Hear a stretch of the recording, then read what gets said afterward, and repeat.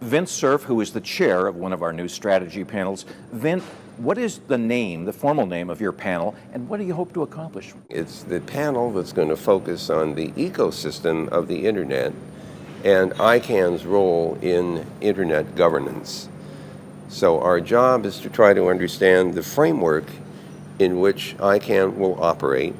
Can we understand the dynamics of that framework as it unfolds in the future and as the Internet has an increasing impact on virtually everything we all do? How does ICANN structure itself so that it can adapt to changing governance conditions? And so the panel is going to try to provide some principles around which ICANN can adapt its practices and processes for governance and to fit into the larger context. The output of that panel will be made available to the independent panel, which will be meeting ultimately in May in Rio. And that panel will produce a final outcome which will be useful for future work on ICANN's role in Internet governance and an understanding of the more global Internet governance structure in which the Internet operates. It's an extremely distributed system, hundreds of thousands of independent operators, all interconnected to each other. In some sense, it's a layered architecture. If you look at the topmost layers, it's always about content. Then you get into the mechanisms of delivering content. Then you get down into logical structure, IP addresses, domain names, signposts in cyberspace. Then you get down to how do I move the bits around? So these sort of very crudely stated layers. And issues arising in governance show up in different ways in those different lightly defined layers.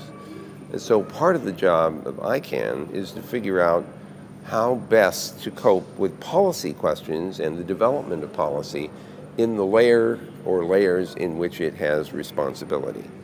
So the panel is going to be focusing on the best ways to characterize ICANN's governance responsibilities in addition to its operational responsibilities. It has to make sure that IP addresses are assigned as needed and uniquely. It has to make sure that V6 as well as V4 is catered to. It has to make sure that domain names are assigned uniquely to parties. It has to make sure that any parameters associated with the Internet Protocol suite are properly recorded and accessible to the people writing code. And in the midst of all that, operational responsibility, it has to cope with the fact that policies surrounding these various technical matters matter a great deal to people for different reasons. How can the community input into your work? There will be an opportunity to provide public input in a variety of ways. There will be an IOE panel input mailing list that people can send comments to.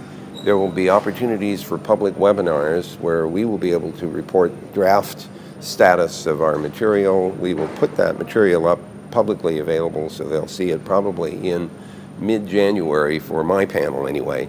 By the time end of January comes along, we expect to open up for public comment a proposed penultimate report, which then once we have absorbed the panel, the public input, through the end of March, we would have a final report to hand over to the independent panel. Vint, thank you very much.